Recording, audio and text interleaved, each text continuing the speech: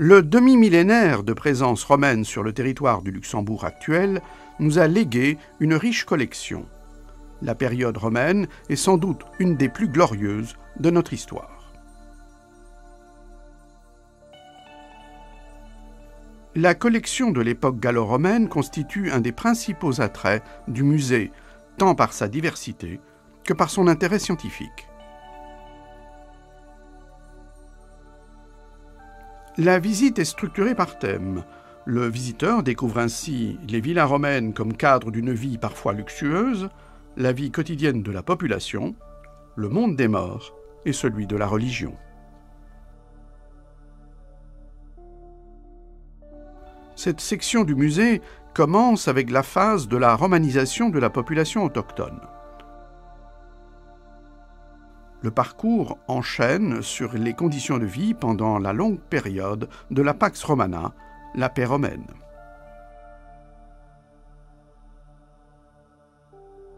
Enfin, la présentation des découvertes de l'Antiquité tardive prépare la transition vers l'époque du Haut Moyen Âge.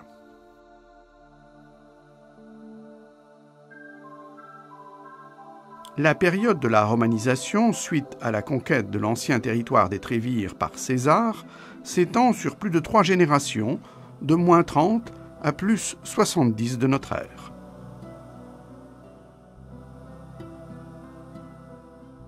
Ce sont surtout les rites funéraires qui permettent de suivre ce processus de romanisation. On trouve de plus en plus d'objets d'importation originaires de l'Empire romain dans les tombes d'aristocrates.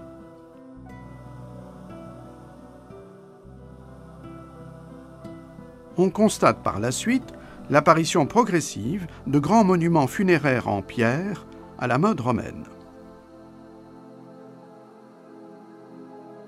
Le rôle joué par l'armée romaine dans l'intégration des élites trévires dans la culture romaine fut également très important.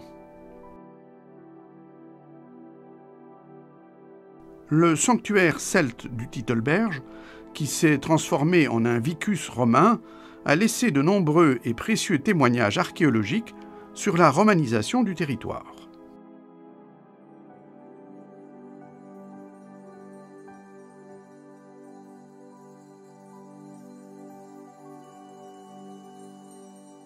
Depuis l'intégration politique, administrative et économique de la Gaule jusqu'à la fin de la présence romaine, l'ensemble du territoire luxembourgeois faisait partie de la Civitas Treverorum, un important territoire administratif de la partie orientale de la province romaine de Gaule-Belgique.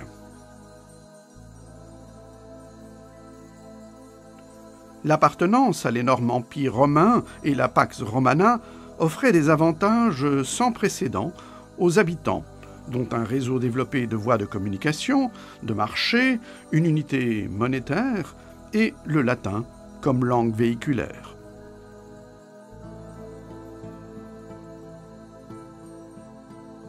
La demande de produits de toutes sortes destinés à l'approvisionnement de l'armée sur la frontière rhénane et à la population des grandes villes comme Trèves ou Cologne favorise l'apparition de nouvelles unités de production de diverses sortes.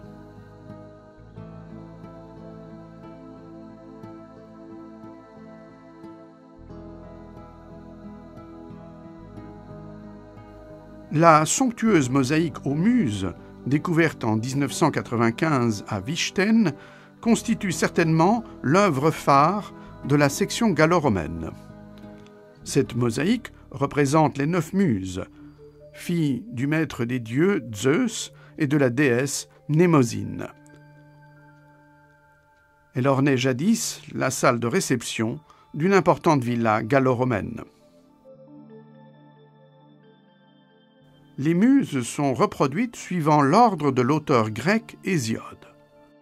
Clio, Euterpe, Thalia, Melpomène, Terpsichore, Aérato, Polymnie et Urania. La muse de la poésie épique et élégiaque Calliope accompagne dans le médaillon central le poète Homère.